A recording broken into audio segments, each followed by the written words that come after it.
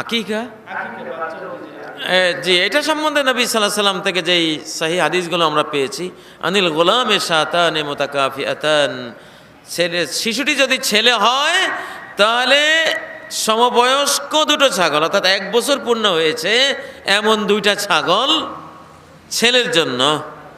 ওয়ানিল জারিয়াতে শাতন, শিশু যদি মেয়ে হয় তাহলে 1টা ছাগল। কয়টা? 1টা। ইউআক্কু আনহু ইয়াওমা সাবিহি, 7ম দিনে জবাই করতে হবে। ওয়ুসাম্মা, 7ম দিনে ওই শিশুর নামও রাখতে হবে এবং তার মাথার চুল কেটে রূপা বা স্বর্ণ, চুল ওজন করে ওই পরিমাণ রূপা বা স্বর্ণ সদকা করা। এই কতগুলি সুন্নাহ আকিকার সাথে জড়িয়ে আছে। অনেকে ছেলের জন্য 2টা ছাগল, মেয়ের জন্য 1টা ছাগল শুনলে এক শ্রেণীর মানুষ আছে নারীবাদী, কয় এই যে দেখো ইসলাম শুধু নারীদেরকে ঠকায়।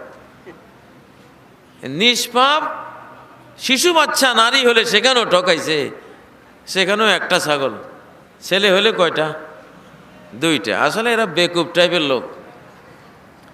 আকিকা হলো রোগ প্রতিরোধকারী টিকা, ইসলামিক টিকা, বুঝেন না? আল গোলাম মারহুনুন বিআকিকাতিহি, আল্লাহ নবী বলেন শিশুর নিরাপত্তা নির্ভর করে আকিকার উপরে। আকিকা দিলে তার গোটা দেহ আকিকার পশুর বিনিময়ে সেভ হয়ে গেল, সব ধরনের রোগ ব্যাধি থেকে সেভ হয়ে গেল। তো সাধারণত ছেলেদের জীবনে রিস্ক বেশি থাকে, এরা দুষ্ট বেশি, সন্ত্রাস করে বেশি, মারামারি গোলাগুলি হানাহানি এরাই করে, এরা দুষ্ট বেশি, এজন্য টিকা 2টা লাগছে, ডাবল টিকা লাগছে, বুঝেন না? আবার বিজ্ঞানীরা বলে ছেলেদের দেহে রোগ প্রতিরোধ ক্ষমতা মেয়েদের চেয়ে কম, দুর্বল, মেয়েদের রোগ প্রতিরোধ ক্ষমতা বেশি।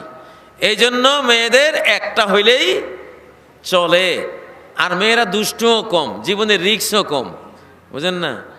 ভাই বোন যাচ্ছে রাস্তা দিয়া, সামনে দেখা যাচ্ছে মারামারি লাগছে, ভাইয়ে কয় কি বোন তুই এই বাড়িতে ঢুক, আমি একটু দেখে আসি। কোনো দিন কোনো ভাই বলবে না বোন আমি একটু বাড়িতে বলাই, তুই দেখিয়ে আয়। শুনছেন কোনো দিন এই উল্টা কথা?